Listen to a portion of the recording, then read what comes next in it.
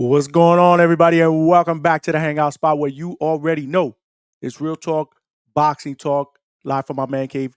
It's your boy Johnny. I am your host for another edition of the Hangout Spot Live. This time, the Thursday night edition, baby. And let me tell you something, man. I apologize to everybody. This week we only have one show. This week on Tuesday, on Thursday. I'm sorry, I had to miss the Tuesday show because I was actually working and I was traveling for the day job.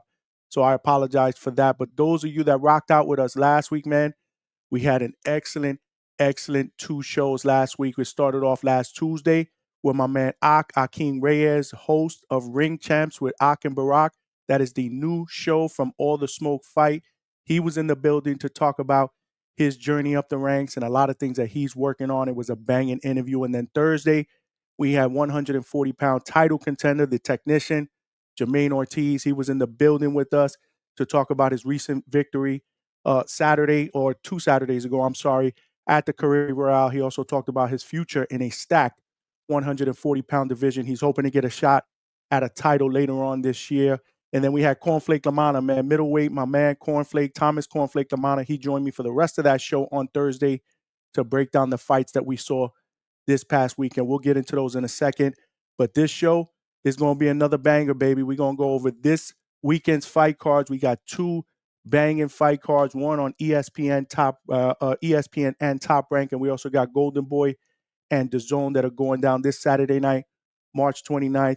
And in a second, I'm going to have my man, the Boxing Maniac, is going to be joining me from Four Corners Boxing to break down all the action. But you guys know how it goes, man. We are back in action. I appreciate the love and support as always, but there's ground rules. You know the deal. If you're watching this live on YouTube, make sure you smash that like button, man.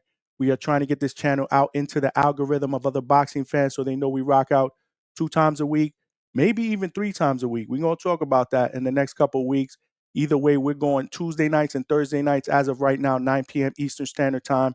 And if you have not subscribed, more importantly, if you have not told a friend to tell a friend to subscribe, make sure you subscribe to the Hangout spot. All my content is out there, live shows, interviews out in the field. We putting the work in here. We putting the work out in the field. So make sure you check it out and you spread the word. We're trying to get this train into a locomotive in 2025. If we want the bigger names to come on this channel, it's all about street cred, baby. We got to get more subscribers. And last but not least, the chat is open. You know the deal. I like to involve the chat. If you guys want to make a donation as well, the super chat and super sticker option is open as well. Straight cash, homie. You know how we rock. But without further ado, man, like I said, I don't want to do this alone. So I'm going to bring in, who is this that's here to join me tonight, man? You already know. It's your boy, the Maniac. What's going on, champ, man? Johnny, what's going on, man? Spot, yeah, man. Thank you again, man. You know, it's always good to come up in here, man. You know, you let me go in the fridge, grab a couple of beers, even make myself a sandwich, man. That's why it's always good to come to the Hangout spot. I'm treated like family. You are family, man. I'm not treating you like nothing that who I you know. are, bro. You're family. You're always welcome here. And I love having you on. I know you got a busy schedule with the kids and all that. So I appreciate you giving me some time, man, because we got another great weekend of boxing this weekend. But this past weekend, man, we also had some boxing as well. So I just want to kind of touch on that a little bit for my viewers. But before we get started, man, who we got, man? Yes, sir. Yes, sir.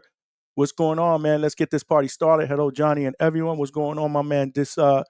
What's going on, brother? Discernment. Yep, Discernment. What's going on, man? I appreciate you rocking out with us. My man Mo Brains, what's the deal, champ?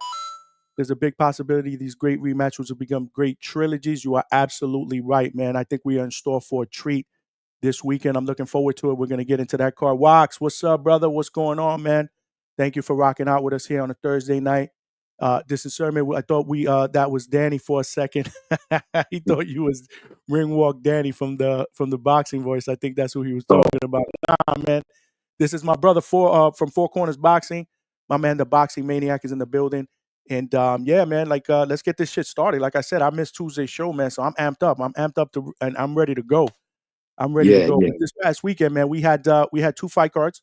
We had one in Las Vegas. We also had one in Australia. Before we get into the Australian one, let's get into a quick recap. Nothing crazy. The main event in Las Vegas was Sebastian Fundora, the Towering Inferno, the 154-pound unified champion, at super welterweight against Cordell Booker. And I tell you, Maniac, he had been in the ring since his last fight against Tim Tszyu, that bloodbath. So it's been a year. My biggest concern with that is, how are you going to look coming from a layoff, of more than a year? It was a little bit more than a year to the date. But, man, Sebastian Fundora didn't disappoint, man. He actually showed me that, he's up there, man, as one of the best, 154 pounders. He made quick work of Cordell Booker with a fourth-round TKO, man. Talk to me a little bit about that performance, and more importantly, what do we think is next? I know they're talking about what's mentioned to be next, but we'll talk about how you feel about that. But what do you think about Sebastian's performance this Saturday? Sebastian again, man, the guy, he's probably the most dangerous fighter at 154. Not the best, the most dangerous based on style, right? You're talking about a junior middleweight who's 6'5", Johnny. He's taller than most heavyweights in boxing. It's crazy, right? And what makes Sebastian so fun and so dangerous is that he's willing to fight. With all the advantages he have, the height, the reach, he rather fights. He reminds me, he's this era of Paul Williams. Very similar. I think Paul Williams was just slightly more polished than Fundora, but very similar styles. And Fundora, again, but he also shows a lot of vulnerabilities, right? He fights tall, doesn't really bend his knees, keep them hands down. And a lot of the time, he smothers his punches because he comes in the inside. But he does throw combinations beautifully. He does have a beautiful uppercut. And he's relentless, Johnny. He's relentless. He's like that ugly guy that wants the pretty girl. He's not going to stop till she say yeah. So Sebastian Fundora, from round 1 to round 12, he's going to come at you. Now, we know the Tim Tszyu fight was a different style, but normally that's the way he fights, and that's the way he fought on Saturday. Cordell Booker did what he could. He did land some good overhand that maybe someone with more power, more experience can exploit. But at the end of the day, there's levels to this, and Fundora showed that. He's a unified champion for a reason, Johnny. So, yeah, he made quick work. That was microwave. He didn't even cook Cordell Booker. He hot pocketed him. He just put him in the microwave, bing, bing, bing, bang, and it was done. That's it. No, yeah, man, you're absolutely right, man. We got my brother Casual Jerry's in the building. What's going on, man? Salute, champ. And we got Casual Jerry with the $5 super chat. Straight cash, homie. Shout out to the Hangout spot. Brooklyn is in the house. You already know. Casual Jerry, thank you for the donation, my brother. Much appreciated. My Boxing Voice family is always showing up for me. Casual Jerry said, is this Mill City? So first somebody thought he was Danny, Ringwalk Danny. Now somebody thinks he's Mill City. Nah, man. This is my man, the Boxing Maniac from Four Corners Boxing. He's in the building helping me break down these fights. Soto de la Vega, Alex Vega, yo, what's going on, champ? Appreciate you rocking out with me, brother. Polo Buck is in the building. Salute to you as well, man. Nah, we good. My bad. It's all love, man. It's all love. It's all love. And if you got Instagram, Johnny, we do Friday live boxing talk, so they could tune in there as well. Oh, absolutely, absolutely. We're going to talk about that in a second. But like I said, we all family in here, man. We all family. My community members, they come out for me. And I love to get the chat involved. So like you were saying, man, yeah, Sebastian Fundora, man, he cooked Booker. I was actually rooting for Booker. You know me, I love myself a good underdog story, a guy that finally, it was a tough sled through the ranks, and he finally gets his shot, man. But salute to Sebastian Fundora, man. Like I said, he did his thing after that layoff. He didn't play with his food, and now it's it's on to bigger and better things. But they were saying after the fight that the WBO was going to mandate Xander Zayas as the next opponent. Now, you know how I feel about that. I'm a big Xander Zayas guy. I know that you've had your reservations about him, if he's ready, if he's a guy that is going to be a potential superstar.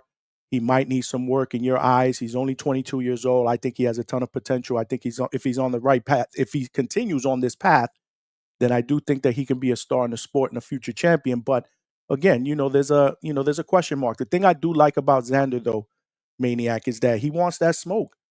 He wants that smoke. I mean, you saw the deal when Virgil Ortiz was looking for an opponent on that Riyadh card. He stepped up like, yo, I'll take that fight. Ultimately, they chose to go with a more experienced guy in Madrimov, and they bypassed Xander Zayas. But I respect the fact I'm ready. Now he's been putting out tweets. I'm ready. I'm next in line. If Sebastian Fundora vacates, I'm still going to get a shot at that title. He wants that smoke. How do you feel about that potential fight if it happens? Hopefully, they're saying by the summer. Yeah, that there's been whispers about it. Again, it makes for the backstory, right? Puerto Rico versus Mexico. Xander's a fighter. Yes, I've had my doubts with him. Me being a fellow Puerto Rican myself, I do root for my countrymen, not just because, they Puerto Rican, but I also respect him as outside the ring, very humble guy. But yeah, it is time to take the leash off Xander. That's it. And I really hope Golden Boy, Top Rank goes ahead and really, make sure they enforce that mandatory. And we do see Xander versus Fundora. But the question to me, really, it's not more so the fight. It's more so, does Fundora take that fight, right? Because Fundora right now is in a period of his career where what does he really gain for beating Xander, right? Like, it's like, okay, I beat Xander, then why? Oh, but who's Xander? He's inexperienced. Some people are gonna say, but who was Cordell Booker? True, that's a good argument there.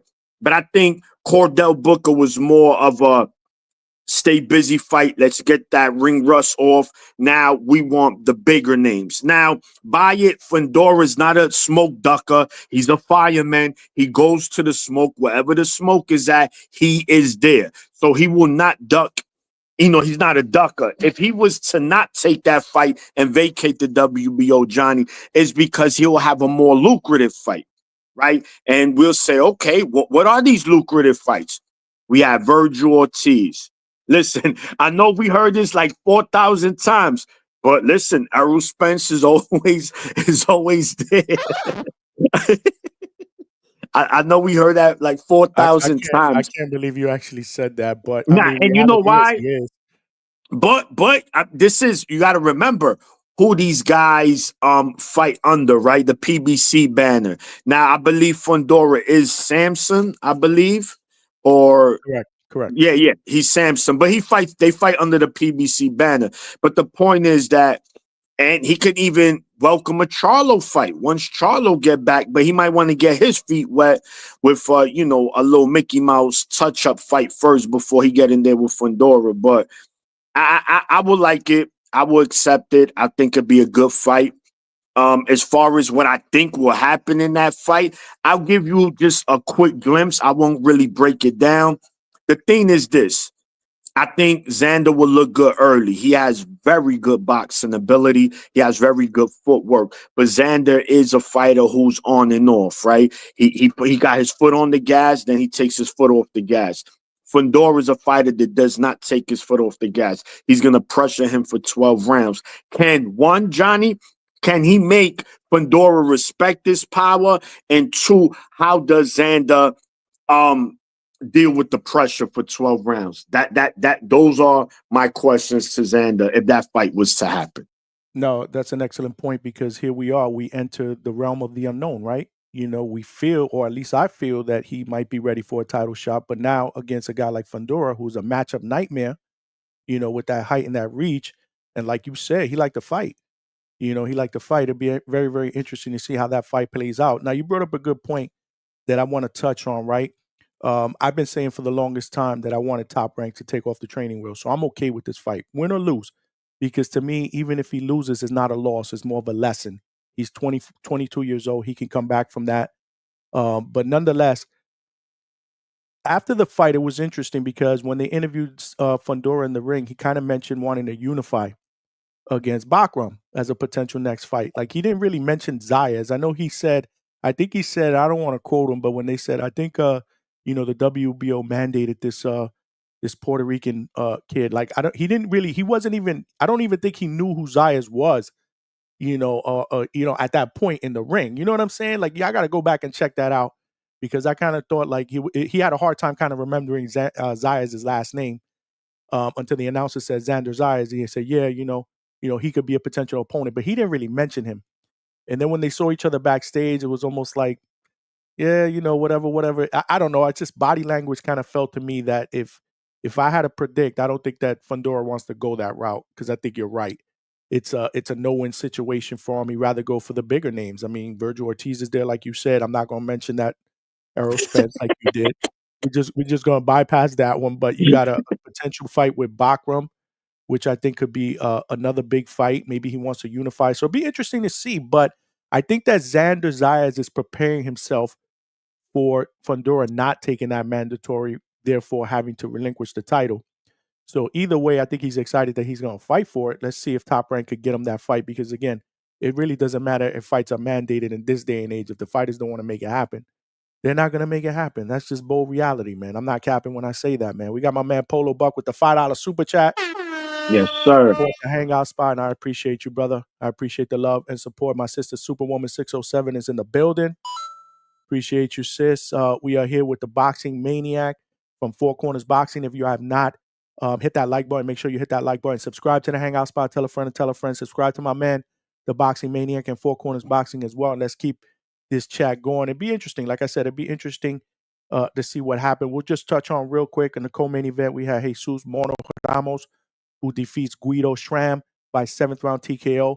Not really a surprise there. We kind of knew, that this was potentially going to happen. And, Jesus Ramos, shout out to him. I think he fought like a month, maybe 5 weeks before this fight, took this fight, went back down to 154. His fight previously was at 160. And now, he's going to kind of position himself for some guys, for some big names at 154. A guy that I want to see him fight is Xander Zayas, strangely enough. Like, I don't want Zayas to fight Fundora. I'd rather see him fight Mono Ramos. And if he wins that fight, then maybe we could talk about a title shot down the road. That'd be me. But, nothing really to talk about there. I'll let you touch on that in a second. But before that, the card was opened up by a guy that both of us were very, very high on at one point. Top prospect, Elijah Garcia. He wins this fight by decision. It was a split decision. He's now 17-1 with 13 knockouts. His first fight under the great Bob Santos. But I got to tell you, man, we talk about robberies all the time. Close fights aren't robberies. This maniac, if I'm wrong, tell me if I'm wrong. This was a robbery, man. I thought Terrell Goucher did enough. He landed the cleaner shots on Elijah Garcia, and I'm not even going to front, man. Like, I don't even know if Garcia is going to be that dude that we thought he was going to be, man. You want to touch on that one real quick? Yeah. So yeah, definitely, man. I'll encourage everyone, go back to the Rendici's fight of Elijah Garcia, and you'll see a whole different fighter. Look at his bounce. Look at his combination punching. Look at the effect his punches have on his opponent. Way different. Once he fought Kyron Davis, and then he went ahead and fought Terrell Goucher, a whole different fighter, man. I'm talking about, he just doesn't have that same bounce to him. He doesn't have that same power to him. He still has that toughness. Johnny, I don't know if there's something physically wrong with Elijah Garcia. I really don't know. Look, I'm not the one for the excuses, but if you watch boxing for a long time, it's easy to say there's something off with this guy. I don't know if it's weight. I don't know if it's like I said, something physically going on with him, mentally. That's not the Elijah Garcia everyone saw, who was regarded the number one prospect in all the boxing, above Abdullah Mason, above all these other guys. And he looks very, very subpar. Now, one thing I would say in this fight, he kept coming forward. He kept throwing punches, right? But they just didn't have really no effect. But Goucher countered very well, man. That was his best performance of his career, Terrell Goucher, hands down. And they took it from him. Did he win that fight? Absolutely. Was it highway robbery? No, but it was robbery nonetheless. Terrell won that fight cleanly. I don't even think it's up for debate. A fighter showing toughness and being tough should not equate into a victory. You have to win the fight. How you win the fight? You land the cleaner, more effective punches, right? And Elijah didn't do that. Terrell did, but this is boxing, unfortunately, and these are the things that will continue to happen. You nailed it, but you mentioned, you don't know what's wrong with him. Maniac, maybe we were just wrong about him. You know the deal. When you start to up the competition with these young guys, then you start seeing their true colors. I gave him the benefit of the doubt against Kyron Davis. I did. I mean, he looked very, very sluggish. They were saying that he had a hard time making weight. Whatever. It was what it was. I can't give him the benefit of the doubt in this fight. Now, you're right. He did show some toughness. This was a veteran guy. I mean, Terrell Gausha's been in there with some big names. I mean, he ended up dropping Elijah Garcia in the first round. He's done that in the past. He did it against Tim Tszyu, in the first round as well. So he's a tough veteran, a former Olympian. I'm not taking anything away from him. And we said it before this fight on Instagram Live. This was another, we give Elijah Garcia credit. He's coming off a loss against Kyron Davis against this guy, who's tough. He's skillful. I don't know, man, but if you can't beat these guys at this age in your career, especially with how hyped you've been coming up the ranks, because again, me and you thought this dude was one of the best, if not the best prospect at one point coming up. We were super excited about him.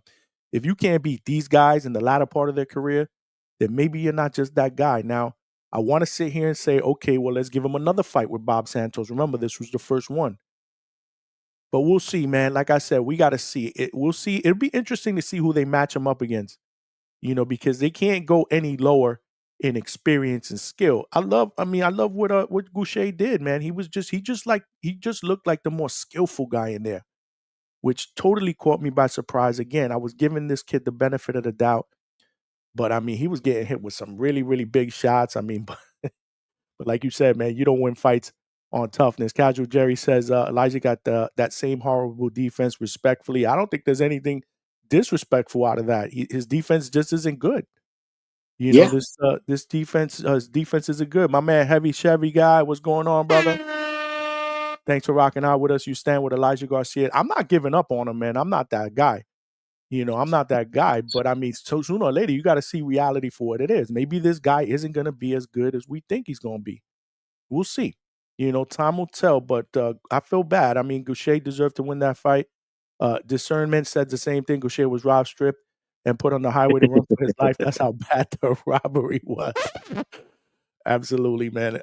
It wasn't a highway robbery, but it was a robbery nonetheless. Yeah. I mean, let's keep it real. Anytime you get a decision wrong that should favor this guy, again, he dropped Elijah Garcia in the first round, and he landed the cleanest shots the entire fight, man. I mean, that cannot be ignored, man. My chat is cooking. And then we had and we'll touch on this real quick.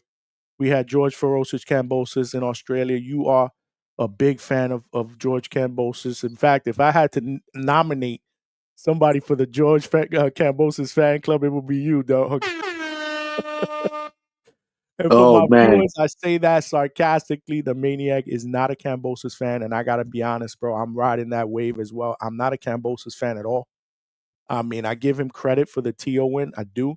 But if somebody would have asked me and cornered me and say, Johnny, right now, gun in your head, who you think is the most overrated fighter in boxing? I'm probably going to say George Kambosos. I'm not going to front. Yeah. Either way. No, that's fine. Yeah. And look, when it comes to Kambosos, right? They ask, why you don't like him? It's simple. I've never seen a fighter so arrogant, so cocky, right? After one big win, don't get me wrong, like you said, he beat T.O., he struck lightning in the bottle. Every fight since then, he got his ass whooped. By it, the Maxie Hughes fight, he got that decision. But anyone who saw that fight saw that Maxie Hughes boxed circles around George Kambosos. Then he got stopped in his last fight prior to last week. And he'll still talk shit like he's that dude. And it's like, yo, bro, you haven't done anything. You haven't even looked, not even an inch of a world champion that you did in the TO fight. And he continues to talk shit. And on top of that, he continues to get opportunities. And we have mentioned this, Johnny, weeks ago. And we say, yo, he's going to get a title fight. Bro, literally like 2 days later, they started talking about Africa against George Kambosos. And we put that shit in existence. But I'm also someone who has no problem giving a fighter his credit. George Kambosos, probably his best performance since the Tio fight. Buy it. It's against not a formidable opponent, Jack Wiley, another Australian fighter, who, which I did like that my man Eddie Hearn said, man, if you're competitive in this fight, I'll give you a contract with Matchroom, and he's gonna hold up to that, his end of the bargain. So Jack Wiley will get a contract with Matchroom. He fought tough, but he's a limited fighter. Yes, 15 wins, 1 loss, 14 via NyQuil. But again, against who? George Kambosos. You know that Beyonce song, Johnny, to the left, to the left.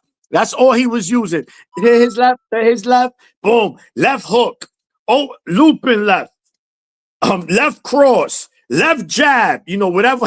Bro, it was working though. I mean, it did. It was like when you play your little brother in the video game and they use the same thing over and over, like Mortal Kombat or Street Fighter. But it worked. He looked good doing it, and it was a clean win, man. I give him that. Now, does that warrant him a world championship fight? Absolutely not. But he's gonna get it against NYC's own, Brooklyn's own Richard Hitchens for his IBF, most likely here in New York City. Yeah, I mean, listen, it is what it is. I mean, he did what he needed to do against a late replacement, young guy, very, not as experienced as Kambosos. Again, the left hand had a home all night. I get it. Good performance, whatever. It doesn't, I wasn't really overly impressed with it. I don't think that he should get a title shot. I think there's a lot of guys at 140 that are better, to get a title shot. But I'm not gonna hate. He's gonna get his title shot. I think I know what's gonna happen in that fight, and maybe that's the end of the big fights with George Kambosos. Maybe not. I'll tell you one thing, man. Whoever is his management team, man, that are putting him in position for all these fights and to make all this money, and all these guys that are going out to Australia to fight him, bro. Those are the true champions, bro. I'm saying, man, one win and you get all these opportunities. That's crazy to me. Again, I don't want to sound like a hater, man, but I just can't with this dude. This dude talks like he's a killer. Yet, I mean, you've seen what's happened other than the fight that we saw on Saturday. But shout out to him. Eddie Alvarez, thank you for rocking out with us here on Thursday. I'm here with the Boxing Maniac, and we're about to get into the breakdowns of this weekend's fight cards. We got hella fights going on 2 different networks. Hot Hands Boxing is in the building. Relax and kick back at the Hangout spot. Brown and Black support Johnny. You already know we all family up in here. Y'all already know. Yes, sir. Already know. My brother Wax is in the building. What's going on, Wax? I'm 50-50 on Kambosos. Hey, man, listen. It is what it is. I'm not a fan of his, but I do give him credit for what he did, this weekend. Let's see what he could do against Africa. He gets another opportunity, man. Discernment said anytime someone punch you so hard you do a backflip like you did in kindergarten in the first round, champ, that's a robbery. I guess we're talking about Elijah Garcia. Listen, man, we Discernment, he ain't gonna let that go. He ain't gonna let that go. He ain't gonna let that go. I hear you, Casual Jerry. I don't know. A knockdown the first round don't automatically win you a fight, though. No. I'm not saying that was the reason why, but if you really go back and look at that fight, man, Goucher did some good work, man. He was landing the cleaner shots. Elijah was busy. He was throwing a lot of punches. But he was a lot. In my opinion, the fight that I saw, and I didn't see it twice. I just saw it, in live action.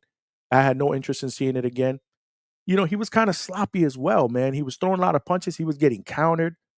He was all bloodied up. I mean, that's the fight that I saw. You know what I mean? We got my man Hot Hands Boxing with the $5 super chat. Straight cash, homie. Appreciate you, man. Support the Hangout spot. Absolutely, man. I appreciate the support. And I definitely appreciate the donation from the bottom of my heart. We got my brother Manuel LG in the building. What's going on, champ? Thanks for rocking out with us here on Thursday. Polo Buck, Boxing Maniac. Well, on my type of guy, Kambosos is a gatekeeper. Listen, man, I Polo Buck, me and the Maniac, if we are president and vice president of the George Kambosos hate fan club, probably not the fan club. We're not gonna say fan club. Yeah. We're probably gonna say hate fan club, but nonetheless, man, before we get into this weekend's fights, though, I just want to give a big shout out to Tiara Brown, bro, who went to Australia and beat the champion Sky Nicholson via split decision. She is the new WBC featherweight champion. Maniac, that was dope, man. I said on our live that I was rooting for her. I Yeah. was a little leery. Again, Sky Nicholson is the type of fighter that doesn't like to engage. She likes to fight from the outside. She's basically content with beating you with a jab. She has no pop whatsoever, but she can box. She can move. She can stick that jab out there.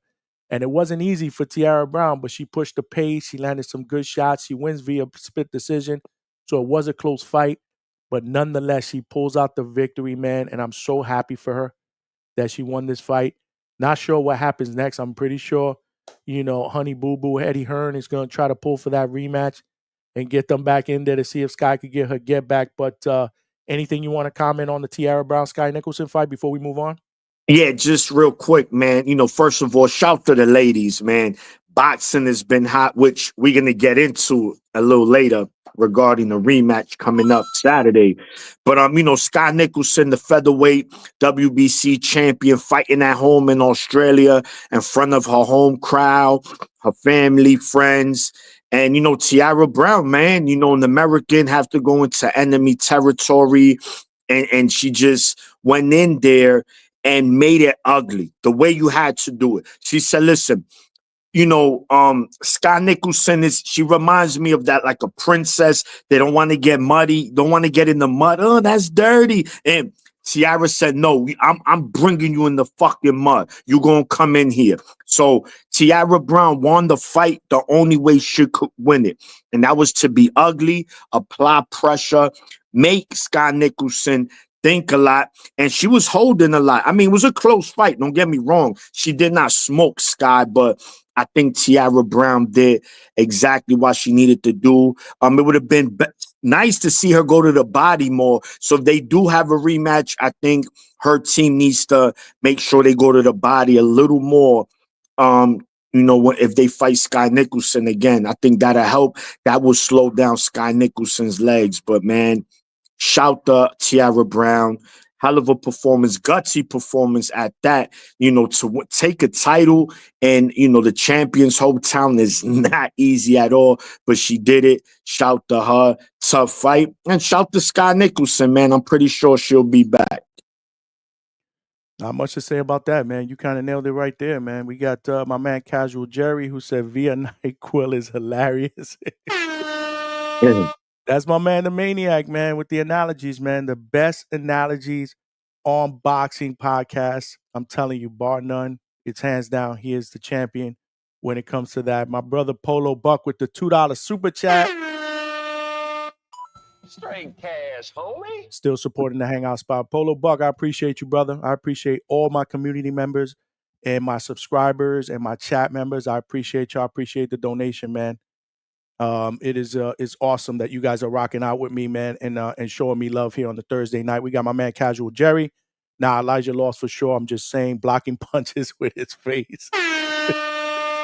He absolutely did, man. He absolutely did. But now this is how it is, man. This is the way it goes, man. In boxing with these young guys, they're gonna have to they're gonna have to get lessons. Right now, Elijah Garcia with his last performance against Kyron Davis and this performance, which technically I think he lost. Most people are going to think he lost. He's got to show us some progression really, really fast. Now, I will tell you, he's got two things on his side. He's got youth, he's got skills, and he also has a great trainer. This was his first fight with the great former trainer of the year, Bob Santos. So give it some time. Let's give it some time. I mean, we live in a day and age where we're quick to throw fighters to the curb, man. It's a lot easier to adapt to a win, right? To get better from a win than it is a loss. And on paper, he won the fight. He won the fight.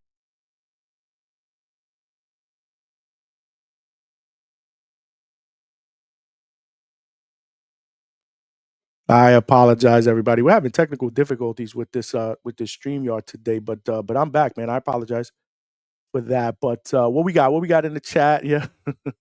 Discernment, you know how we do it up here, man. Wax, as a Sky fan, it sucked to see, but congrats to Tiara. Listen, I like Sky too. I like her boxing skills. I love what she brings to the table, but you got to give credit to Tiara Brown, man. She went in there, she mixed it up. It was a close fight.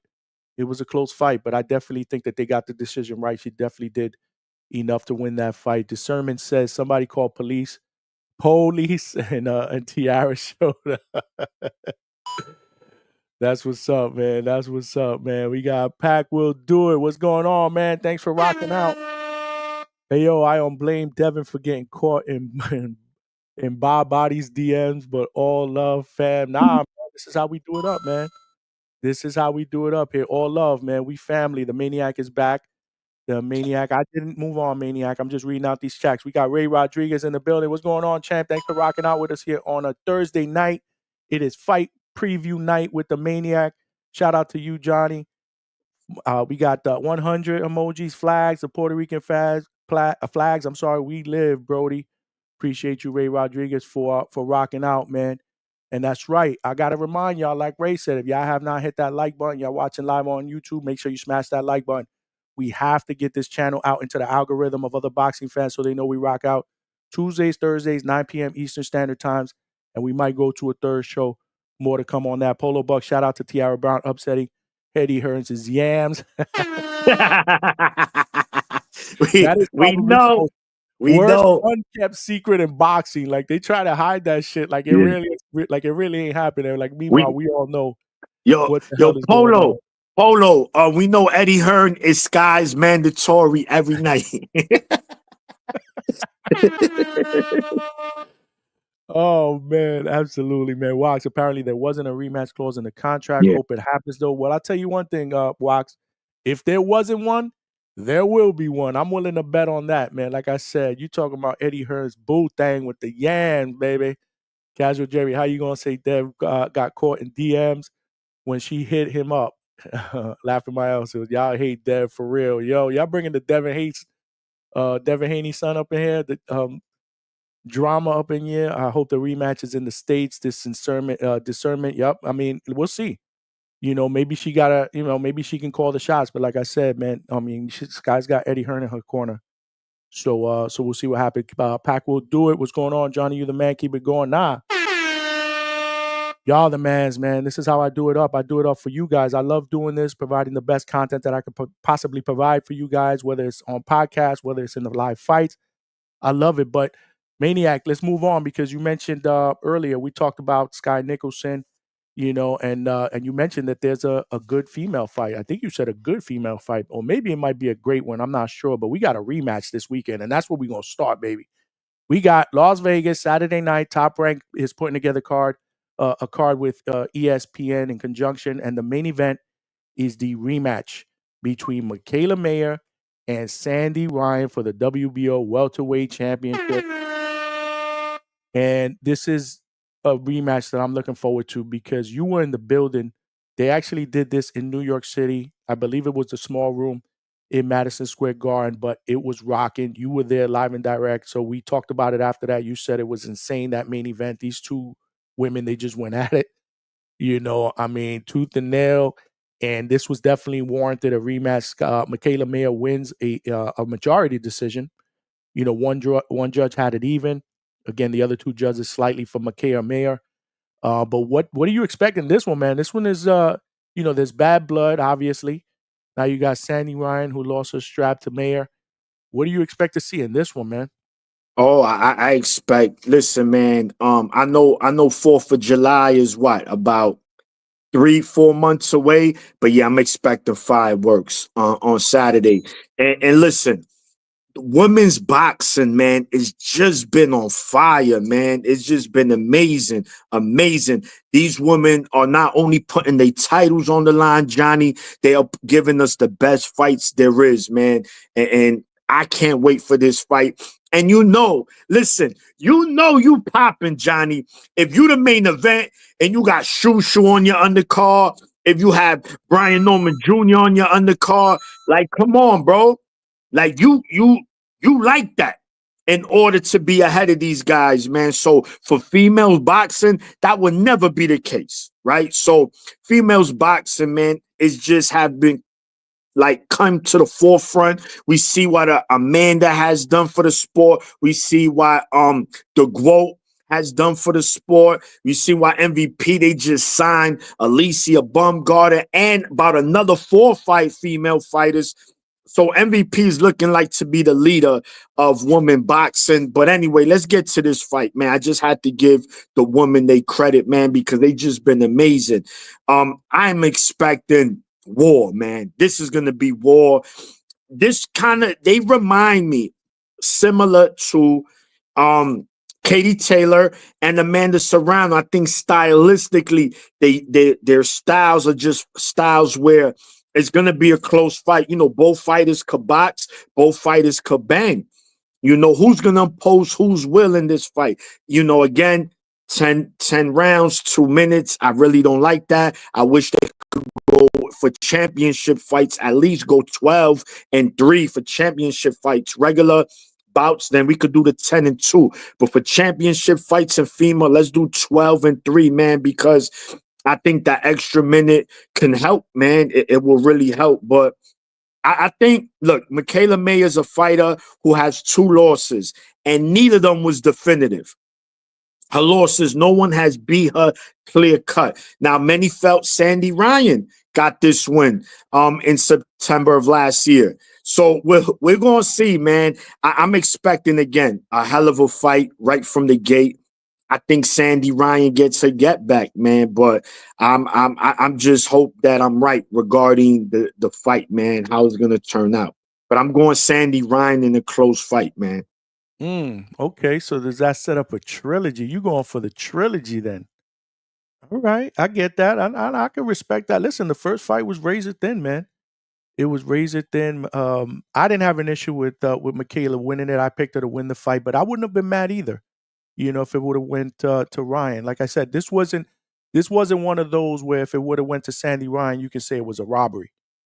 You know what I'm saying? And like I said, I don't think there are people that are saying that Sandy Ryan got robbed because it went to Mikayla Meyer. So, you know, this was a fight that I thought should definitely warrant a rematch. I'm glad that they finally got it on. 2 things that you brought up, which is crazy. They're headlining a fight card, you're right, with Shushu Carrington, with my man Brian Norman Jr. Emiliano Vargas is on the card as well. So it's a really, really good card. Tells you a lot about what the females are doing. Mikayla Meyer, to your point, 2 razor-thin losses to Alicia Baumgartner and Natasha Jones. Nothing to be ashamed about with that. Sandy Ryan actually had a draw with Jessica McCaskill, which, you know, a lot of people had an issue with. They thought that she might have potentially won that fight. So it's only fitting. It's only fitting. I just hope, Maniac, and I don't think it's going to disappoint. I just hope that we see an even better fight than the first one, because the first one was a great fight. There was a lot of drama going into that fight with the whole paint situation. Yeah. You know, that was thrown on Sandy Ryan. She's thinking that was somebody from Mikayla Meyer's camp that set that whole thing up. I don't know. Regardless, it just made for an even better fight in the ring, because, you know, there's no love lost between these 2 females. Prediction wise, though, I'm gonna say Mikayla Meyer wins this fight this time again. I'm gonna go with her again. I went with her the first time. There's really no reason for me not to go for her this time. I think it's going to be close, but I think it's going to be a unanimous decision, not a majority decision this time. I think it's going to be a little bit more clear cut in this fight. But again, I wouldn't be surprised if it goes either way. We are in for a treat. One last thing, you mentioned 12 rounds and 3 minutes for the females. Sign me up. Sign me up, man. I'm tired of this 2-minute stuff. It's almost like once they get into the flow of things in the round is over already. You know what I'm saying? Like with the whole Amanda Serrano and Katie Taylor, I wish those fights were 3-minute rounds as well, because we might have seen a different outcome. But, you know, it is what it is. I think the females, if they're going to get it paid appropriately, at least some of the females fighters that I've spoken to and some of the people out there that are female fan fighters, they've said it. I mean, the females are up for it, but they just want to get paid for it as well. You know, pay me for 12 rounds in 3 minutes. Pay me for 10 rounds in 3 minutes. Don't let me go out there and fight for 3 minutes and you're still giving me the same pay you were giving me for 2-minute rounds. And I think that makes sense. I mean, my girl, Franchon, you know, Cruz Zern, I mean, she said the same thing. She, you know, when I interviewed her, she was like, sign me up, but you're going to have to pay me for it. You know, and I don't think there's anything wrong with that. Absolutely. I mean, look at these, they're female, you know, they're headlining in Vegas. You're on a card, you know, the co-main event. Let's get to the co-main event. Brian Norman Jr., you know, he's my guy. 26-0, 20 knockouts, WBO welterweight champion. This is actually his first defense of his title. He's going up against a tough Puerto Rican, Derrieck Cuevas, who is 27-1-1 with 19 KOs over a 70% knockout ratio. This dude is coming to fight. This was a fight that was supposed to happen, if I'm not mistaken, in November, but Brian Norman had some issues, some injury issues. He decided to pull out and just get better and then take this first defense now. There was the whole thing with the whole boot sentence thing that fell apart. Nonetheless, I interviewed him. You know the deal. We talk on the regular, and he told me in our interview that he's not taking this fight lightly, even though everybody has him beating this guy and wanting to see him fight Brian Norman down the road. He's not taking this guy lightly because, and he's basically said, and again, I'm not quoting him, but he basically said that he sees a lot of this guy. He sees a lot of himself in Derrieck Cuevas, meaning when he went into that Santillan fight, he knew, I just need to have one great night and it will change my life. At that point, that was for an interim WBO title. It ended up being, he ended up being they ended up elevating him to the regular champion. So he sees that in Derrieck Cuevas, like Derrieck Cuevas is going to come into this fight like, this is my chance, to knock off the champion and change my life. So he's not taking him lightly. But in my opinion, I fully expect him to win this fight. I fully expect him to win by stoppage. And then we want to talk about the Boots Ennis fight at some point down the road if Boots Ennis handles his business against Stanionis, or Stanionis fight if Stanionis were to beat Boots Ennis. That's the fight that I want to see him fight next in a unification. But how do you see this fight breaking down real quick? Yeah, man. You like you mentioned, man. To me, Brian Norman Jr. of the 4 world champions at 147. Just quick side note, man. Shout to my man White, absolutely boxing, aka White Claw. He had brought it to attention, man. It's crazy. Every single champion at 147 is an email champion, for the record. Not disrespecting them, but truth is truth, right? But let's get to this fight. To me, Brian Norman Jr. is the dark horse of this division regarding champions. I think he has the ability to be the number one, right? Of the 4 champions, I think he has the best shot to beat Boots, right? Does he beat Boots? That's a different story. But coming into this fight, Brian Norman, he needs to put on again. Yes, that Giovanni Santillon fight. Wow. I did not think he could win the fight in that fashion. I was at Verona, New York, Johnny, when Boca Chica dropped him. That was for the Ray Savage fight when he won the title against the dude from like Uzbekistan, or I forgot which country. It was a hell of a fight. But anyway, and I'm like, I don't know about this Brian Norman kid, man. And then he went into the Santillon fight and he smoked him. He put him on the grill, man, like it was your uncle's barbecue. He put him in there. And then it wasn't that Brian Norman beat him in that fashion. Just look at him. He never blinked in that fight. He looked so comfortable fighting that fight. It wasn't like Santillon made him fight like that and he said, all right. No, he wanted to fight like that. And it's like when he dropped him, he was like, yo, get up. I want more. Like, I'm not done with you. And I was like, oh, shit. I said, okay, let me leave this Georgia boy alone. Georgia. You know what I'm saying? I said, let me leave this Georgia boy alone. So I fully expect, just like you, Johnny, for him to win this fight Saturday. But I do expect Cuevas to come in and probably make it interesting early. Maybe the first 3 rounds, he might land something that we say, oh. But I think if Brian Norman comes in focus, don't get too reckless in there. I think he'll mix it up more, bang, box, bang, box, bang, more box than bang. Don't bang too much because this guy could punch, right? You don't want to get yourself into these firefights if you don't need to. But I do expect Brian Norman to win this fight, either unanimous decision clean or via mid-round stoppage. Yeah, you know the deal. I mean, I'm obviously a little biased, because there's a relationship there. The Normans show me love, but at the end of the day, I'm a true believer of Junior. To me, he arrived in that fight because there weren't a lot of people that thought he was going to win that fight, man. And he I went into that mean, fight with this I mean, mentality of me against the world. I just need one great night, obviously, to change my life. He went into hostile territory in California. He was getting a lot of hate, the week before that. So almost like all of that was what he told me is like it just built up, and he just had a lot of anger that he wanted to take out on Santillan, and he did. Before that, everybody was regarding Santillan as a killer, in the division, or a potential killer in the division, a big problem. So, he did what he needed to do. I'm not really happy about the layoff though. This is almost a year layoff, but again, this is a fight that I believe, in his first defense, that he should be able to win and then move on to bigger and better things. The thing that people forget about Brian Norman too, not you, I'm just talking about other fans, is that he's young, man. He's 24 years old. He's 24 years old and he has a lot of dog in him. So we'll see. I'm excited about the future. I'm really excited to see him back in action. Like I said, he wants to prove to people that win wasn't a fluke, because there's still a lot of people out there that are saying, "Nah, man, that wasn't really Brian Norman Jr. The Brian Norman Jr. was the guy that you saw that night that ended up getting dropped, even though he won the fight." So he wants to prove to people that this wasn't a fluke and that he's ready to take over the 147-pound division. So I fully expect him to do that. Let's see what happens though. But we also got Bruce Shushu Carrington. He's going to be on that card. Exciting. We love Shushu Carrington around these parts here at the Hangout spot. He's from Bushwick. Well, actually, Brownsville, Brooklyn. I'm from Bushwick, but he's from Brooklyn nonetheless. mhm. So I'm always repping my people there. He's 14-0 with 8 knockouts. This is a featherweight fight, 10-rounder against Enrique Vivas from Mexico, who's 23-3 with 12 knockouts. I don't know a lot about Vivas.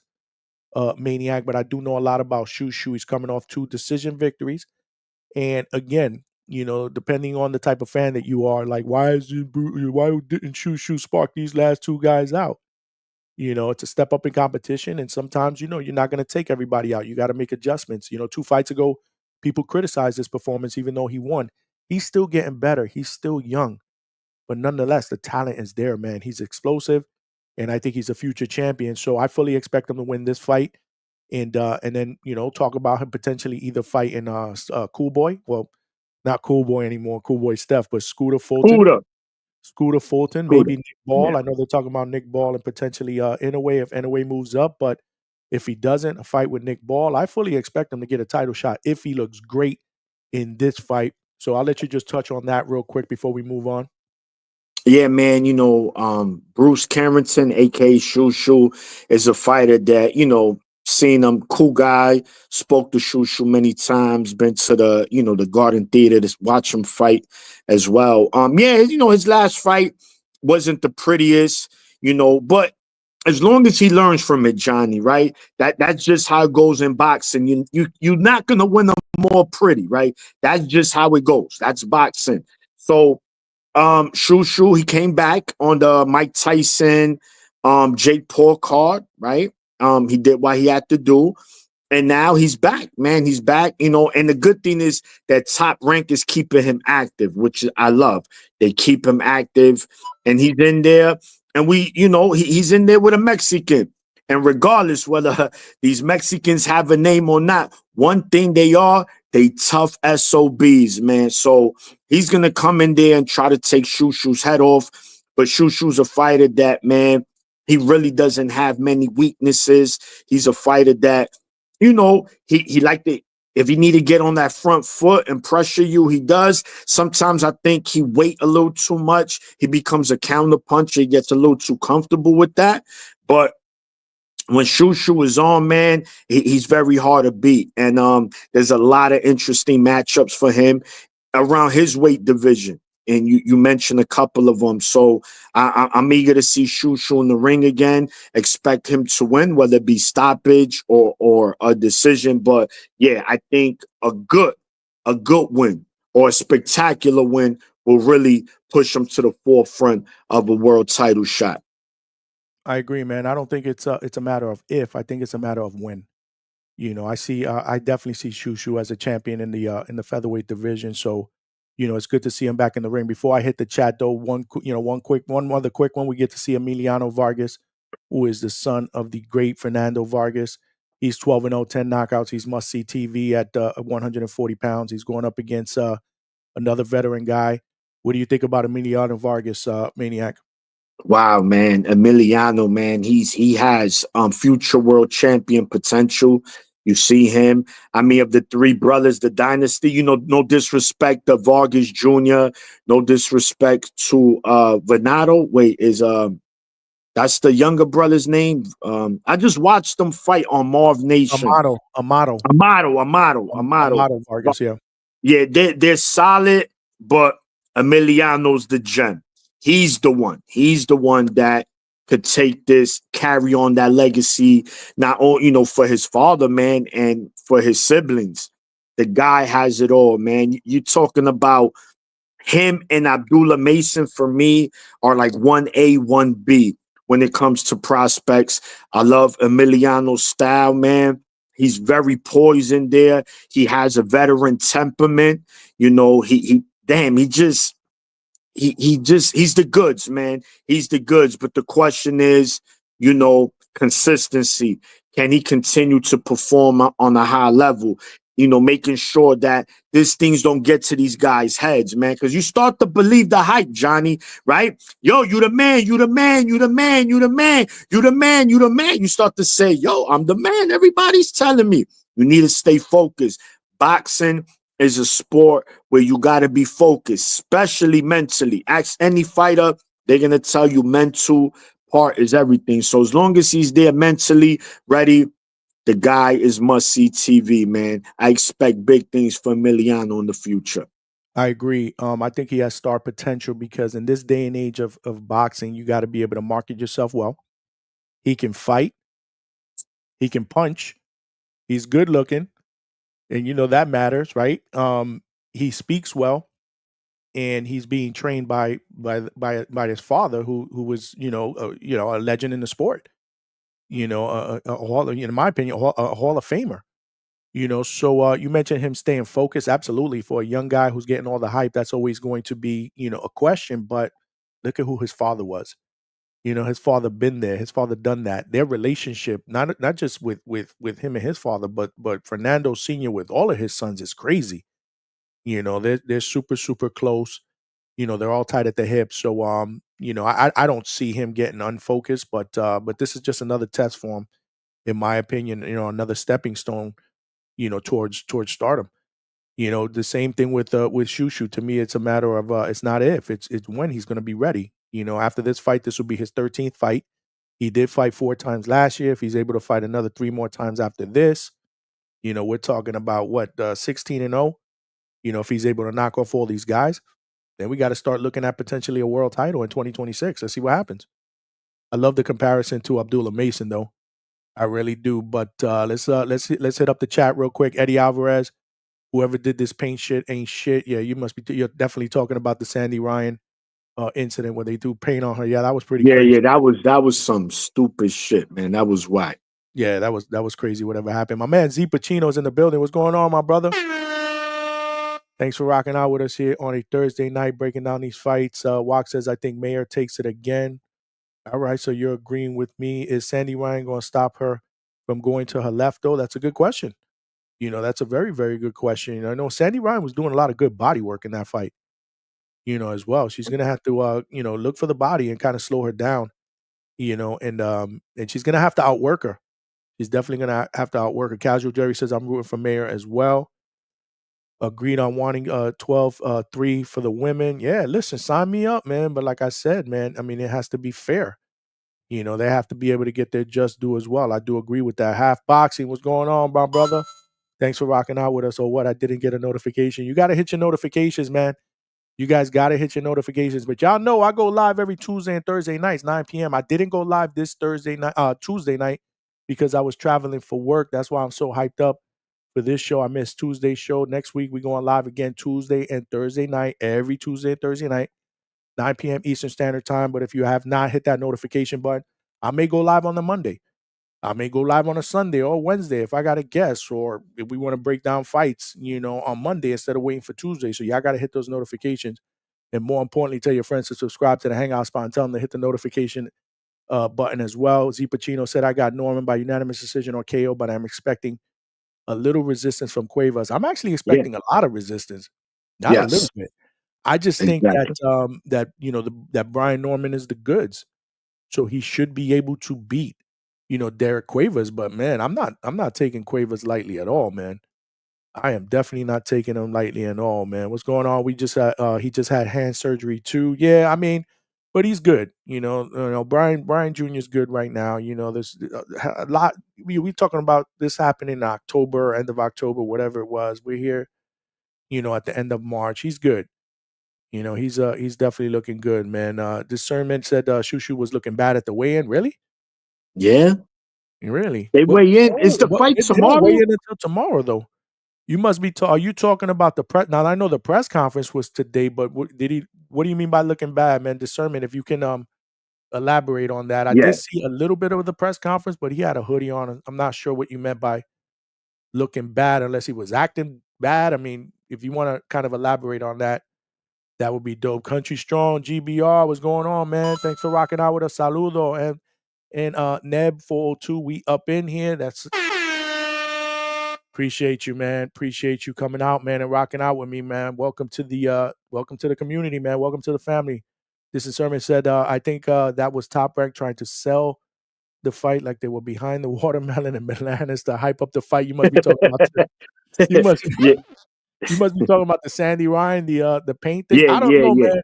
It was kind of crazy because when that whole shit popped up, the first thing I thought about was, damn, this is the second time we had some crazy shit happen and it was on a Top Rank card. Coincidence? Coincidence? I don't want to believe that. I mean, they put out a presser like that night, I think it was, or first thing in the morning, like, we don't take this shit lightly. We had nothing to do with it. But I'm like, yo, I don't know. You Bueno. just never know, man. Bueno. You never Yeah. know, right? The sermon said, yeah, you see they are using the paint in the marketing for this rematch. Oh, see, so I'm maybe sure they're gonna bring it up. They're gonna bring it up because they want to hype up the fight. yeah. It's all about viewership. I meant He the meant presser. the Okay, presser. okay, you meant the He presser, meant the, yeah, yeah. but Is exactly it, what did you mean by him looking bad? Was it the way he was acting or physically? He was physically looking bad. we'll take a look tomorrow. Okay, so he said that's why he had the hoodie on. He You need to need move to up. move He up. trying Hey, to say that's a that. possibility. And I'm glad Okay. the sermon brings that up, right? Because I've done had this conversation many times that I think a lot of fighters sometimes overstay their welcome at a weight class, right? And then what ends up happening, Johnny, they get clipped, bro. Just one Yeah. little, and you weak and you can't take a punch. And some fighters don't recover from those kind of losses, man. So hopefully that's not the case. And if so, let this be his last fight at 126 and let him go to junior lightweight. I got it. I got it. Well, we'll see. We'll see tomorrow at the weigh-in. I'm sure he probably says he looks weight drained. Yeah, man. I mean, I don't know why these fighters do that, but I mean, if you're too big for the weight, then just move up. But there's a lot of unfinished business for Shushu at featherweight. He wants to win a title there, so we'll see what happens. We'll see the weigh-in is tomorrow. Can't wait to see the weigh-in. Again, this card is going to be on ESPN Top Rank. I believe the main card, which is the Brian Norman Jr. Co-main event and the Mikayla Meyer against Sandy Ryan main event. I believe that starts at 10 p.m. Yeah. Eastern Standard Time. And the undercards with Shushu, Emiliano. There's a lot of other fighters. I don't want to go through the entire card. Yeah. A lot of good Tiger young fighters. Johnson and Tiger Troy Johnson, Isley as Troy well. Isley. I believe that undercard might start about 7 p.m. if I'm not Yeah, mistaken. yeah, like 6 p.m. 6. That'll be on ESPN Plus. All right, that's dope. That's dope, man. If y'all have not hit that like button, make sure you do that. Tell a friend and subscribe to the Hangout spot. Let's keep the chat going. And let's move to Cancun, Mexico. Beautiful Cancun, Mexico, where Golden Boy and the Zone is putting together a card that is headlined by another rematch. Another rematch of a controversial first fight between William Zepeda, who is 32-0, 27 knockouts. This fight is for the WBC interim lightweight title at 135. He's going up against Philadelphia's own veteran, former champion Tevin Farmer, who is 33-7-1, 8 knockouts. Not a lot of pop, but a guy that can box, that can move, and he's been on the wrong end of a lot of decisions in the past, Maniac, in my opinion, including this fight, the first one. I actually thought Farmer did enough to win that fight, but I don't believe it was a robbery. It was a close fight. It was a very, very close fight. Nonetheless, I give Golden Boy credit for doing this rematch because I felt bad for Farmer because he's also coming off a unanimous decision loss to Morataya that a lot of people were like, damn, that fight was a lot closer than people Yes. believe. So he's kind of like on the wrong end of a lot of close decisions. He's got to do a little bit more though because he doesn't have pop. So he's got to Yeah. do a little bit more to be able to win these fights. But nonetheless, he's a skillful fighter. He can move. He does a lot of good things in the ring. Zepeda, we all know what he brings to the table, and he's beaten some good names, in the division. Jojo Diaz, Cabrera, Maxie Hughes, Mercito Jesta. So he has some big names or some good names on his resume. They're trying to pit him against, or this was supposed to be a fight. Well, he was supposed to fight Shakur Stevenson at some point. Don't know what happened there, but either way, that last fight, they're doing this rematch. What do you see in this fight? Because this fight's going to be interesting for me. Yeah, so it's a very interesting fight, right? Because Zepeda, he likes to fight one way. He likes to come forward. He likes to bang, very typical Mexican style. And what's funny with Tevin Farmer, right?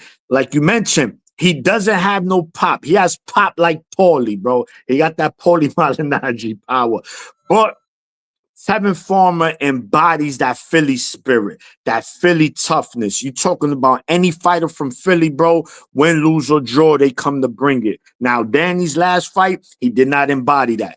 But anyway, Tevin Farmer, he's a fighter that he's tough as nails, man. And I think in this fight, he will need to box. I think he's the more skilled fighter. He needs to understand, let me not fight Zepeda's fight. But again, that Philly in him is like, nah, bro, you're not going to out-tough me. But this is not about who's the toughest guy. This is a boxing match. You got to be smart in there, right? Use your advantages. I'm going to use my best tools I have against you. So if Tevin Farmer can make this fight a boxing match, jab, jab, jab, angles, angles, angles, body work, body work, body work. Those are the three main things that you'll do to these pressure fighters. You give them angles, you make them reset. They like to, dig their foot in the mud and let them hands go. But if you constantly got them moving, you got them resetting, you're making them uncomfortable. You go to the body, you slow them down. Because we know these Mexicans got chins, right? So if Farmer could do that, those three things, jab, body, angles, then he will have a great shot of winning it. And in times, Johnny, sprinkle a little bit in there, some in there. I'm going to bang with you. Bang, bang, bang, bang. Let me get up out of there. But let me stay out here. Let me stay in, like you said, a fight is 4 on 3 levels, Johnny. On the inside, mid-range, and outside. This fight for Tevin Farmer has to be mid-range and outside. Don't go in there. Don't go in the house. Have him come to the front of the door. You know what I'm saying, Johnny? Come outside. So if Tevin Farmer, for me, could implement those three things, I think he'll have a wonderful shot of winning in the rematch. Great breakdown, man, and I love the analogy because that's the recipe for him to win that fight. I think that Zepeda, if Zepeda wins this fight, I think he has to hurt Tevin Farmer and ultimately stop him because I don't feel that he can outbox him. He gave him fits the first time around. There were a lot of people that were saying, remember, it was supposed to be Zepeda against Shakur Stevenson at some point. A lot of people said, well, there you go. Look, Tevin Farmer did what Shakur would have did, except Shakur would have did it worse. Because Shakur is much more skillful and a better defensive fighter. I always said, Maniac, and I didn't deny it. I don't deny it one bit. I always said that if Zepeda fought Shakur cooks him. And of course, I used to get a lot of hate on that, but I just feel that if you can box, you're a high caliber boxer, you can beat a guy like Zepeda. Now, he will hurt you. He can punch, and he's relentless, but I don't know, man. This is going to be an interesting fight because, again, Zepeda's seen them once, but Tevin Farmer has also seen them one time again. And I always favor the boxer in the rematch, for some reason, unless the puncher hurts him. But I'm gonna go upset on this one because obviously Zepeda's the favorite. I'm gonna say Farmer wins this fight by decision. Obviously he won't knock Zepeda out, but we'll see. I'm not 100% confident in that pick, but I'm gonna take Farmer because I feel like, again, you can't count out these Philly fighters. Number one, and number two, it's almost like he's due for a break. He's due for a break. You know what I mean? Like one last big break for him, and potentially who knows what could happen if he can pull this off, man, and beat Zepeda. He puts himself. Obviously, he'll have an interim title. He puts himself in line for a title shot. you go against maybe a Shakur Stevenson or whoever. But I'm gonna go Farmer. I'm gonna go Farmer. You going Zepeda?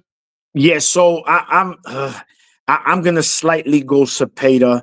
I'll be rooting for Farmer though. You know, I'm gonna be honest. I'll be rooting for Farmer because, like you said, the underdog. You know, I mess with Philly heavy, so I'll be rooting for him. But I think Zepeda slightly edges again. I think it's gonna be another close one. No, for sure, for sure. He was looking like Frank Martin. He's talking about Shushu looking like Oh, oh, like yeah, Frank Martin I mean what he mean. He talk about before the drain. tank fight. Is Yeah, that what you're talking about before the tank fight? yeah, I I hear think that. so. Well, we'll see. Like I said, the weigh-in is tomorrow. Now you got me intrigued because I didn't really. Again, I just skimmed through the press. I really didn't, pay a lot of attention to it. I don't start looking at that stuff till like tomorrow. After the weigh-in, I look at the presser, and then I look at the weigh-in, and it kind of gets me hyped up for what I'm going to potentially see on Saturday. So I will definitely check it out. My man Alex Vegas said, "When is the fight party at your house, Johnny?" Alex, you are welcome anytime to the hangout spot, brother. You a Floridian, bro. There's no excuse. There's no excuse. I've been trying to get the Maniac, to come by for a fight party, but he lives in New York, so I get it. I totally get it. You gotta come down for a weekend though at Yeah, Caribbean, man, so we could do it up. But Vega, you're always welcome, brother. Hit me up.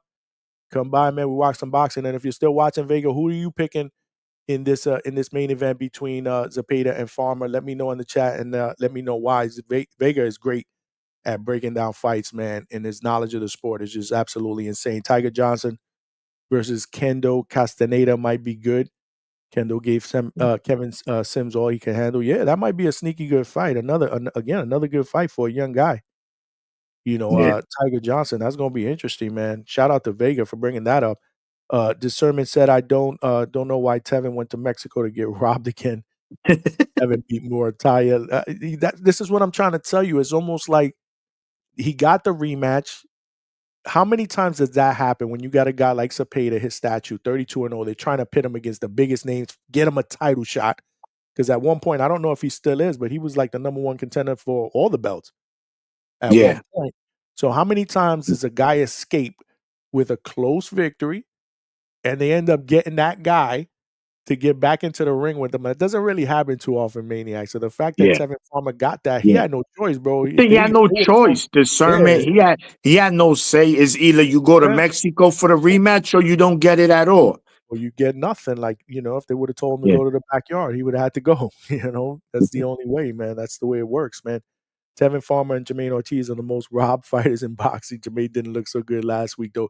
Yo, Discernment, check out my interview. I actually interviewed Jermaine Ortiz last week. He spoke about that performance. He was a little hard yeah, on himself, in that performance. He faced a tough guy. I thought, he showed a lot of grit, in that fight. I really don't think it was he won the fight.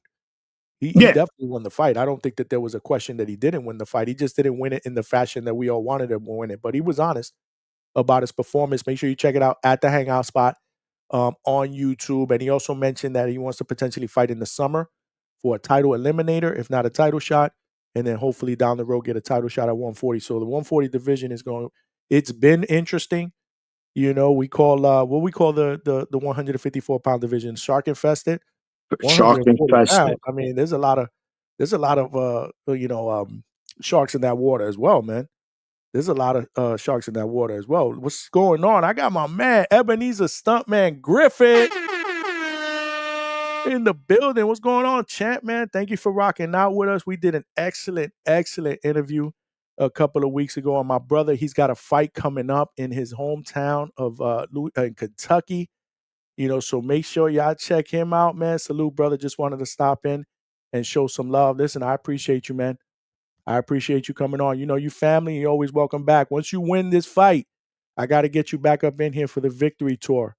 So make sure you do what you need to do, baby. We're gonna do it up, man. Bright, bright young future at 154 pounds. If you guys haven't checked out that interview with Stuntman Griffin, make sure you check it out at the Hangout spot. Shout out to Griffin. Yep, Vega. We do it up in here, man. Stuntman Griffin is in the building. I'm with Maniac Rudy for Farm, but I think Zepeda takes it. Wouldn't surprise me at all, man. Wouldn't surprise me at all. Discernment said Jermaine Ortiz beat Tio and Loma quiet as it kept. I will check out the interview. Definitely check out the interview. He talked about the Tio fight. And he wants to force a rematch with Tio at some point because he definitely wants to make the rematch different. He says that he fought that fight, but the next fight, he's going to fight his fight. He fought that fight because he wanted to outbox him. He wanted to move. He wanted to make Teofimo look like a clown because he said he thought that would give him the best chance to win because Teofimo would get frustrated. So I don't want to blow the rest of it. Make sure you check out the interview. It was a really, really good interview. It was last Thursday. It's right now on the Hangout spot. Maniac, are you still here?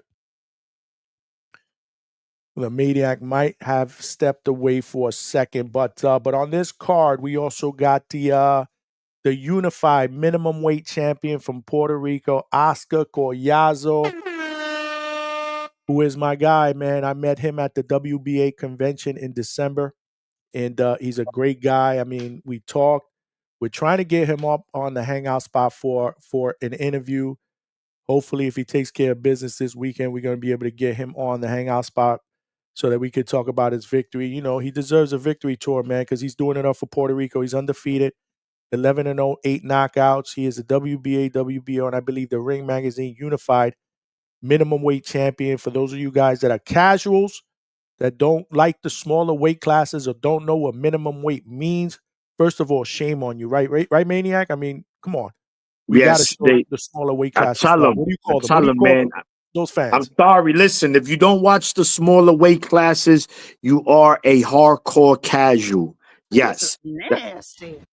Hardcore casuals. And a lot of y'all are, and it's fine. I'm not saying it's bad being a hardcore casual, but you can't say you're a hardcore and not watch these smaller weight classes, man. Nothing but fire down there, man. And Collazo, he's nothing short of that, man.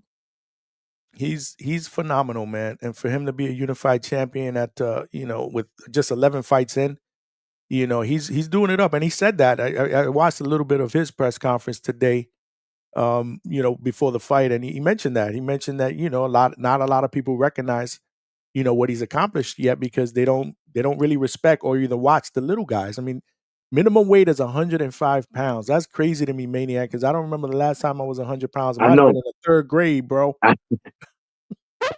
I know. Just the fact of hearing a grown man at 105 pounds just don't sit well with the It's human weird. mind. I No, know.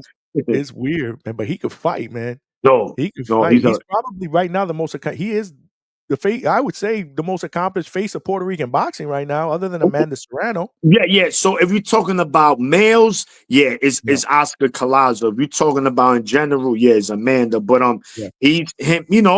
Look, you're talking about a guy like you mentioned, 11-0, right? What was that 8 or 9 night quills? No grown man has any business I being 105. agree. Listen, I'm not, Hey, I'm not disagreeing with you, this servant. I get it, but these guys, this is what pays the bills, so they find a way to come in there at that weight. But Oscar Collazo, man, you just see him get better by the fight, man. This guy is still growing. That's what's scary about him. That I think he has the potential to be about a 3 to 4 division world champ. Definitely 2. I do see him eventually going to junior flyweight, and definitely flyweight. He'll definitely compete in all 3 weight classes, and I could see him winning the title in all 3. And I'm pretty sure that's in his future right now. I don't know how long is him and his team are willing to stay at 105. How much, can they still make that weight? Apparently is okay, but I'm very eager to see that by 2026 if he's still at straw weight. But he's in there with a Mexican, and again, man, these Mexican fighters are tough. Puerto Rico, Mexico, so that always adds a little steam to the fight because it's just the biggest rivalry in boxing. But I expect Collazo to get busy Saturday, man. My man right now is just on the killer streak, man. he cooking, man. He cooking. You're right. This is Puerto Rico against Mexico. That rivalry obviously is the best in boxing and never disappoints. Edwin Cano Hernandez is the opponent. He's 13-2, 1 draw, 4 knockouts, but he's coming off 2 straight knockout victories. And again, one thing that we can honestly say, whether you're a casual or hardcore, if you don't know a fighter that's Mexican, like you've never seen him fight, one thing you could say, and you could put your money on it, he's gonna be tough and he's gonna come to fight. Tell me, correct me if I'm wrong, Maniac. Facts. You Those know, it is what it is, man. Those are the facts. yeah. So this is this is going to be, I believe this is a co-main event. Yes. If I'm not mistaken on that card. I'm looking forward to it. Like I said, I'm a big Oscar Collazo fan. He shows me love. Took a picture. I remember when I met him at the convention. They had given him his WBA belt, that he had won. They finally gave it to him, right, in the case. It was brand new. I mean, spanking brand new. And we hooked up, shook hands. We were talking for a while. And I was like, trying to, do my thing. And I was like, let's get a picture going. And I said, get your belt, man. Get your belt so we could take a picture with your belt. He picked up the belt and said, now you take a picture with it. You hold it. And I was like, damn, champ, that's what's up. So I actually took a picture with him and I was holding brand new belt. I Yeah, know. just got it that day, man. After What that, I was what like, yo, that was it. was the belt bigger than him, Johnny? The belt was about half the size. I ain't going front. It was beautiful, but yeah, man. Shout out to my man Oscar. Yeah, shout to Collazo, man. Shout out to Shout to him. Oscar, man. I fully expect him to do what he needs to do. In my opinion, this is a tough defense. That's going to lead hopefully to undisputed, right? With the only belt that he's No, missing, no. Two more belts. two He more needs belts, the two more. IBF and the Yeah, yeah, WBC. Okay, the yeah. IBF and the WBC. Hopefully those titles are in line after this one. If he takes care of business, you know the deal. I'm going with Oscar Collazo to win in spectacular fashion. And we also got another good female fight on this card, man. Yokasta Valle is on this card. She's going up against Marlen Esperanza, man. That's a good fight. That's a sneaky good fight, man. I mean, Yorka does it up. We saw what she did. She fought Sinisa Estrada. She lost by unanimous decision, but that was a very, very good fight against two Close rivals. fight, man. That Close was fight. that. I don't know. That fight, It was so close, man. it Sanisha was got close. yeah, there were a lot of people that were going for that thought Valle won that fight. They thought that maybe Sanisha edged it out. Again, that's a fight that I would love to see a rematch in. At some point down the road, there was some bad blood going into that fight as well. But actually, Sanisha Estrada is a common opponent because she also fought Esperanza, and she beat her as well by unanimous decision. So there's a common opponent there. But I think there's going to be a good, really, really good fight. What do you think about this one, man? Yeah, yeah. No. Again, man. Again, the woman don't disappoint. Yokasta Valle. I believe she's Costa Rican, if I'm not mistaken. She's from But Costa Rica, yeah. yeah, so they're not traditionally known for boxing, but one thing Yokasta Valle, besides beauty, she brings the bang too. So it's going to be a very interesting fight, man. I think it's going to be tough, but I think Yokasta Valle, man. I think she's out for blood, man. I think she felt she was robbed of undisputed, and I expect her to start cooking again, man, on her way back. Because if I'm not mistaken, didn't Sinisa retire, or I'm she was thinking of retirement? She was. I think she retired. No, I think you're right. I think she retired, or at least she said So he retired. But that's a word that shouldn't exist in boxing. hey, I mean, it shouldn't. I mean, they say it. I mean, how many times have we heard the word retirement? We see the fighter come back and fight. so many times. Exactly. But yeah, man. Hopefully she does come back, man. I like Sinisa, and I would love to see Yorka get that rematch. I don't know who I'm picking in this one. I think I'm going with Valle though. You Actually, I'm mean going too? with Valle in this fight. Yeah. No, she's ready, man. I think Yokasta, like I said, man, she understands that, she can crack the top 10 pound for pound woman list, man. I think she has that, that skill set. But, I think she's gonna show why she can be a potential pound for pound fighter female wise Saturday. I think she gets back in the kitchen and she gonna cook, Johnny. Trust me, she bringing that Costa Rican sazon, whatever they use, blam blam bling, and it's popping. I agree, man. I agree. Either way, man, we're in for a great night of boxing. I'm not going to go through all the fights on that card, but this one is going Yeah. to be on the Zone. If you have the subscription, it's not a pay per view.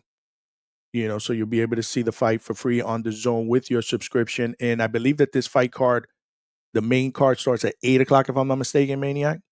I believe it does. Yeah, I haven't checked, honestly. I'm not gonna say for sure. I have to check the app and hope so, because you have the ESPN starts at 10, so at least the DAZN will have a 2-hour head start.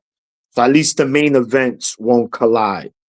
No, I hear that. I hear that. Discernment said, I think Carmel is fighting too low for his walk around weight. Not to be the weight police. I'm just saying, sorry, I digress. No, that's cool. Yeah, Yeah, yeah, yeah. yeah. Carmel, well, he's already had issues, making weight, Yes. Yeah. the fight before, this one. So that's always a little concerning for me, especially for a young fighter. They shouldn't really have issues with making weight at this point in their career. But he's just a big frame kid, Yeah, so he is.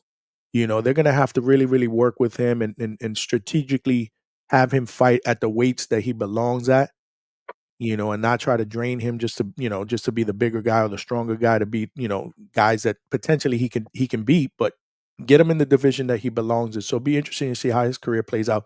Ton of potential there. I love what he brings to the table.